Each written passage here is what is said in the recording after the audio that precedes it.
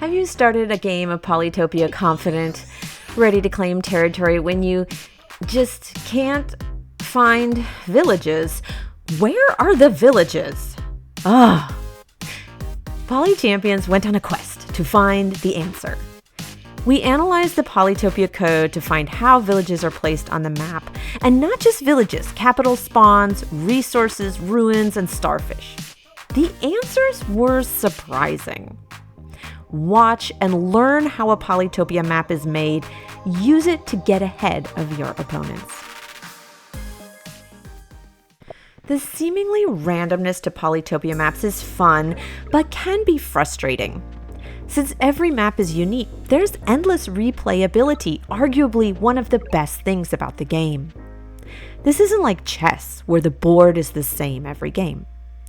A new map is created every time you play, meaning a fresh chance to explore and win. Here's the first big surprise I learned from the code. Believe it or not, at the start of each game, the code tries multiple map generations and picks the one with the most balanced starting conditions for players. When you see that black loading screen, the game is cycling through multiple maps, discarding the ones that are really unfair. However, even after the game tries to pick a balanced map, the RNG of it all can still mean bad spawns, dead ends, and not finding villages. These kinds of unbalanced maps are super annoying, but it doesn't mean you will lose. You just need to understand the process. Let's talk about one of the basic principles of the map, resources, and how their location helps you find villages. The goal in the early game is to find villages fast.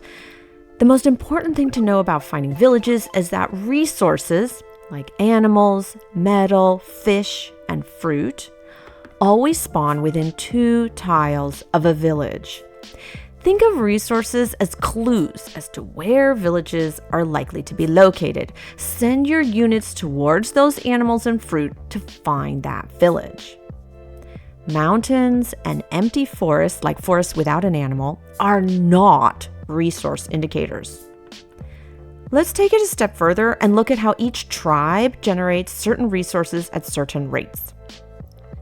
For example, Chinchi and Vengir have a 100% metal rate in mountains near villages. So if you are playing Chinchi and you see a mountain without metal, that mountain cannot have a village next to it.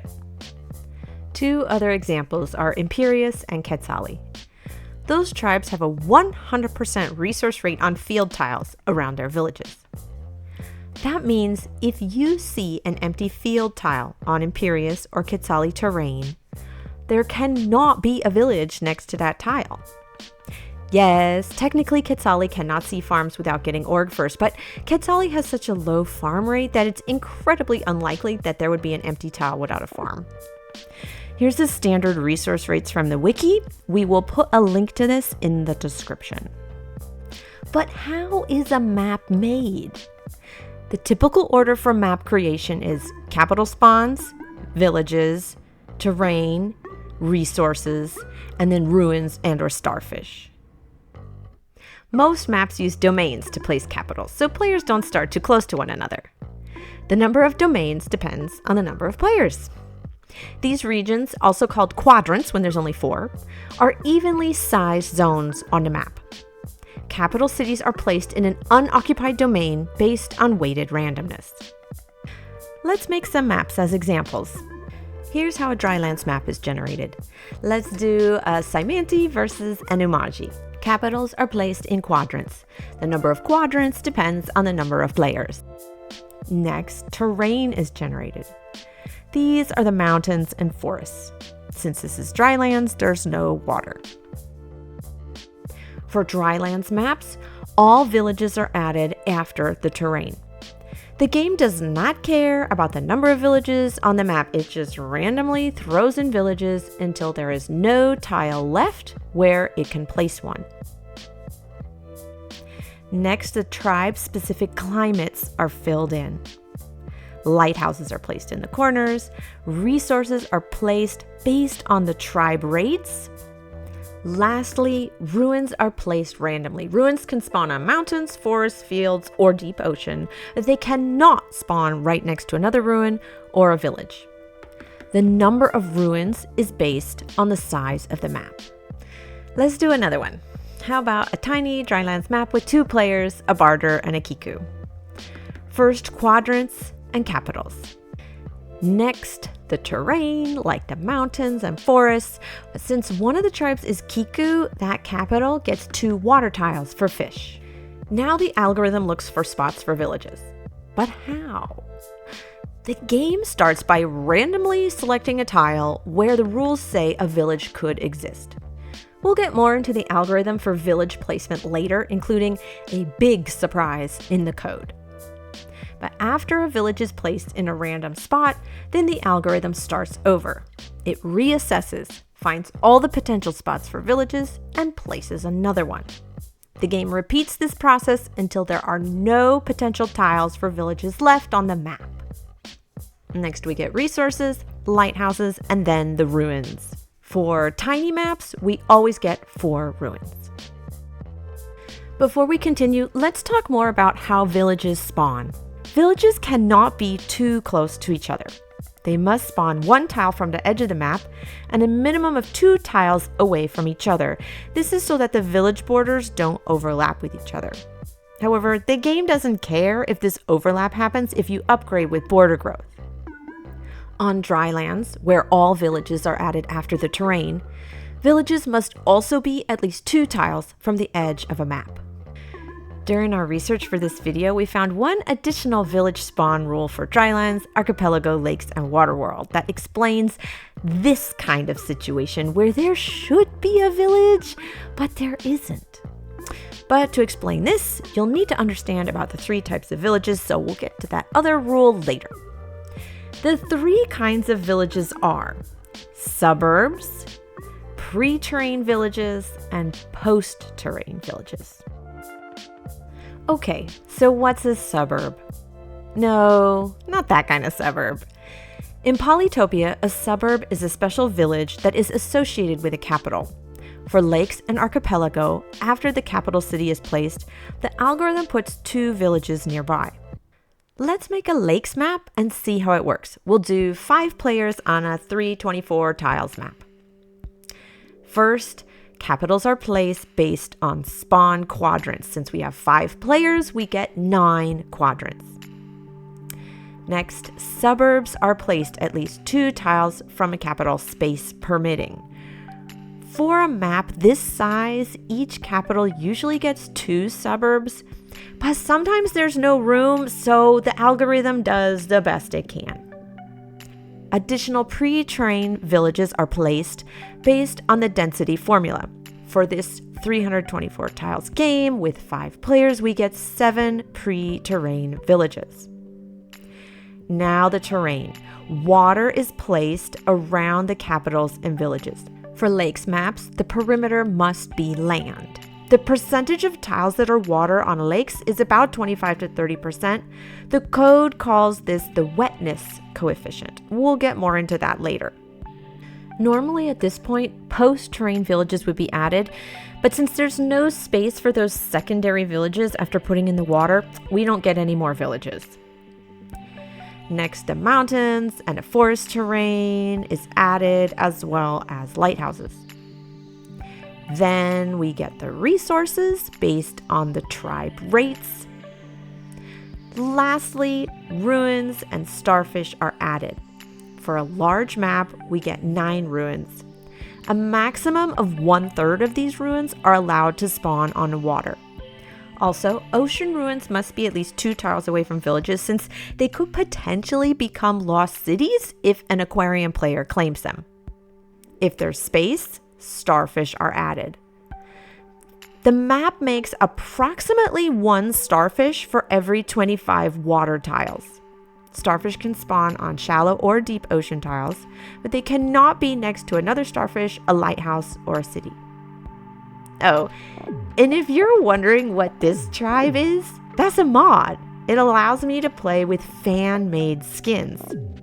If you missed our video that explains how to incorporate mods into Polytopia, See the link to our video in the description. Now let's make an archipelago map.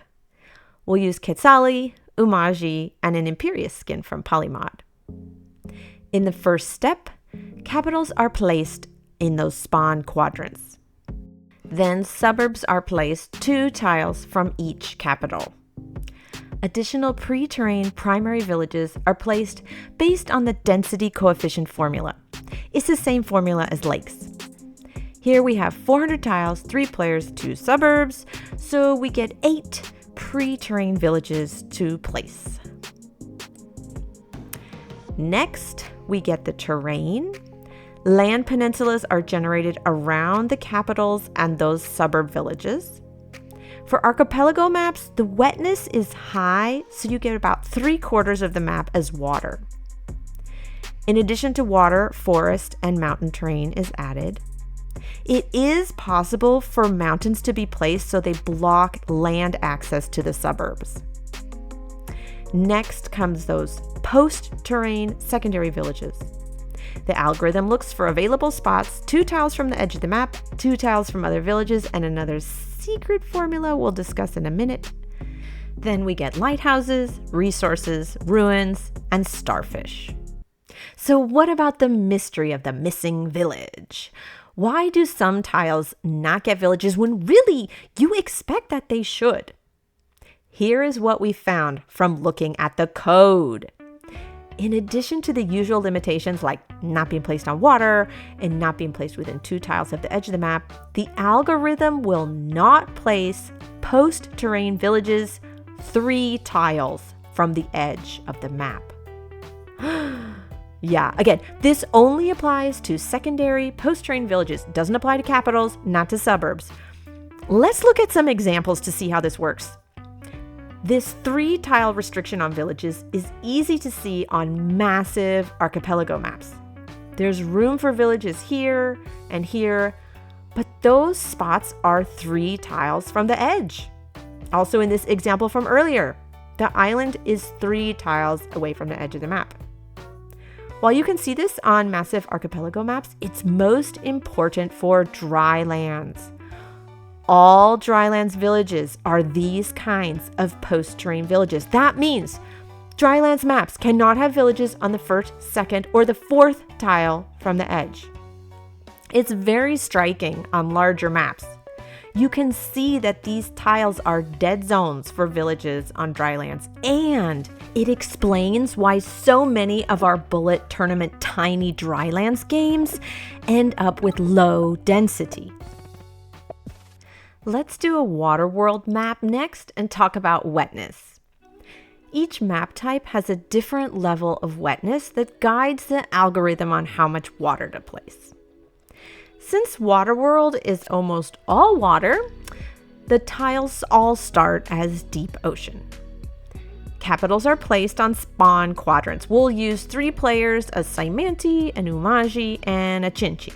The capital spawn tiles and some of the surrounding tiles are forced to be land. Waterworld does not use suburbs, but it does generate pre-terrain villages. The density coefficient for pre-terrain villages on Waterworld is 0.1, so in this case, we get 3 villages placed before land. Then the terrain is added, and since there's no space for post-terrain secondary villages, we don't get any more villages. Finally, we get lighthouses, resources, ruins, and starfish. For Waterworld, there are not restrictions on how many ruins can spawn on the water. Continents and Pangea are made differently from other maps. There are no suburbs or pre-terrain villages. Villages are added after all the land is made. That's why continents and Pangea don't use quadrants for capital placement. Let's do a large Pangea map with 4 players. This is a Polychampion season game. First, a single starting point in the center of the map is chosen to seed the land mass. A ratio of land and water is generated based on wetness.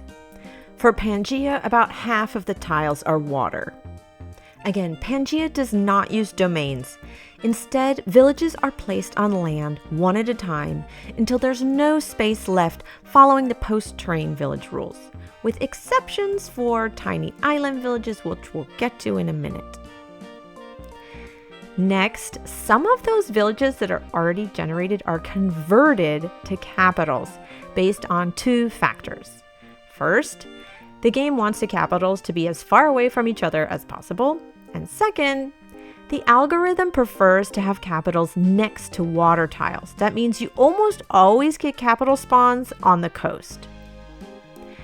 After the villages and capitals are set on the main landmass, island villages are generated based on the map size. For this 324 tiles map, we get 3 island villages.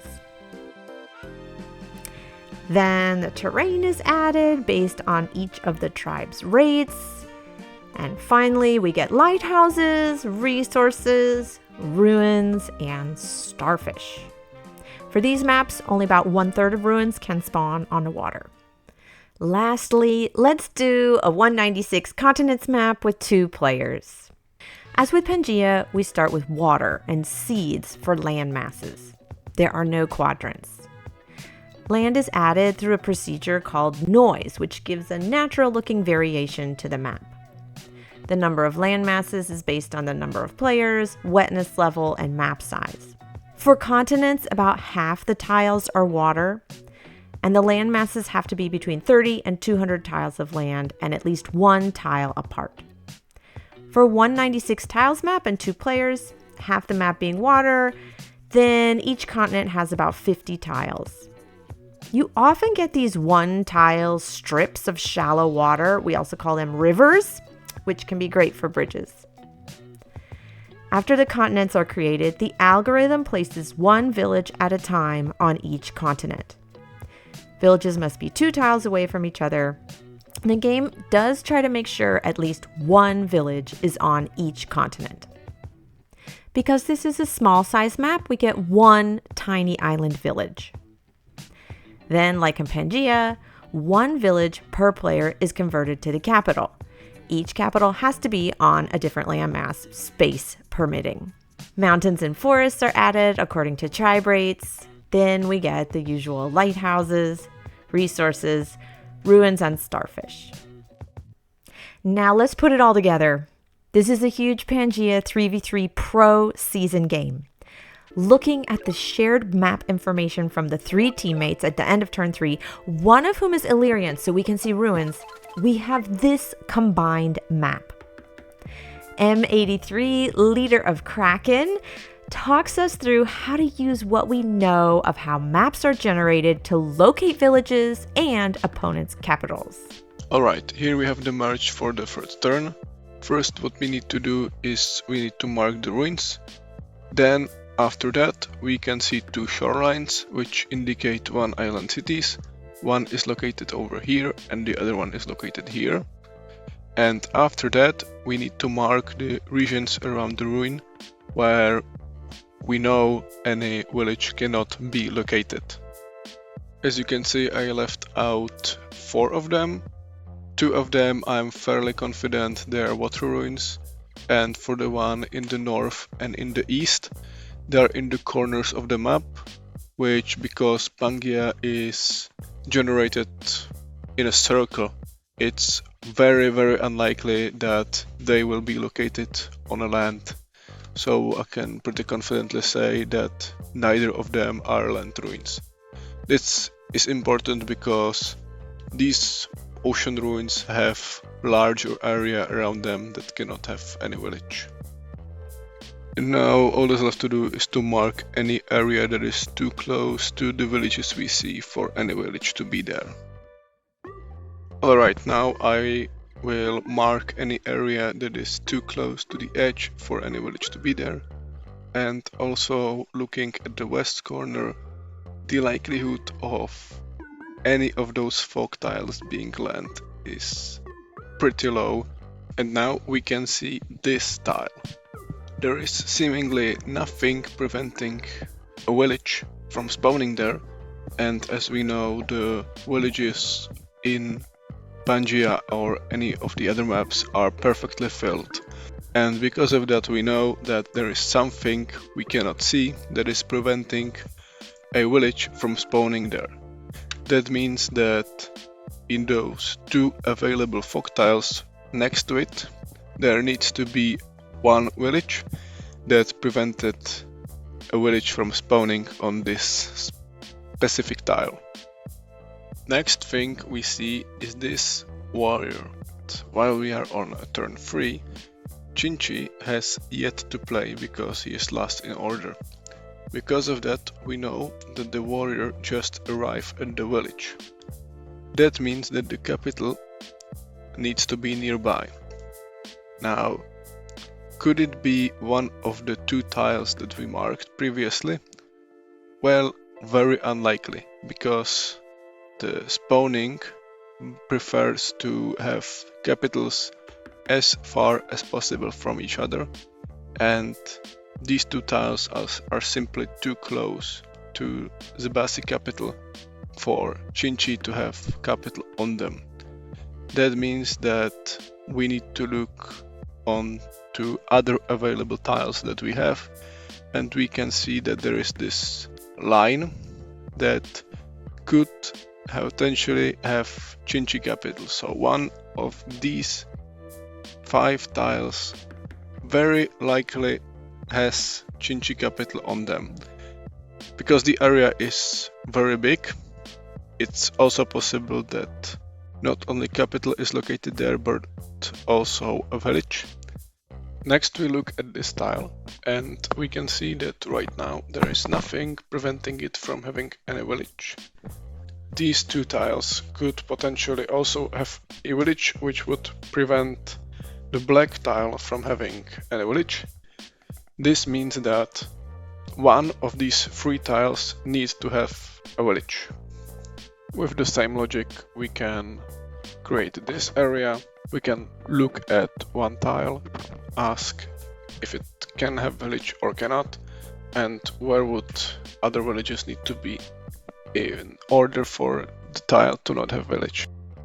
Next we see this fruit, which needs to be within border growth range of any village, and as we can see, we do not see any village that is nearby for this fruit to spawn in, which means that one of these fog tiles needs to have a village, and the second and fourth column are very unlikely to have village on Pangea.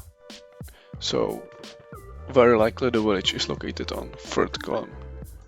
And lastly, we can add the yellow zones, which could have village or could not have village. This one, it really depends on where the other 2 villages spawn.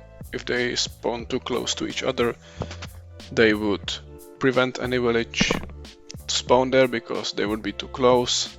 But if they spawn further away from each other, there is a room for a village to be located in this area. And with the same logic, we can make the second yellow zone. This could be filled with water. Also, the village in the yellow zone could spawn close to the zone, so this is also uncertain. Yeah, and that should cover all the zones we can see. Okay, that's our map making guide. Huge thanks to M83 and the folks at Polymod for analyzing the code. Thanks to Gortron for their map making tool. Please like and subscribe, it helps us a lot. Come play Polytopia with us. Join our Discord. A link to the Discord server is in the description. Take care. See you on the next one.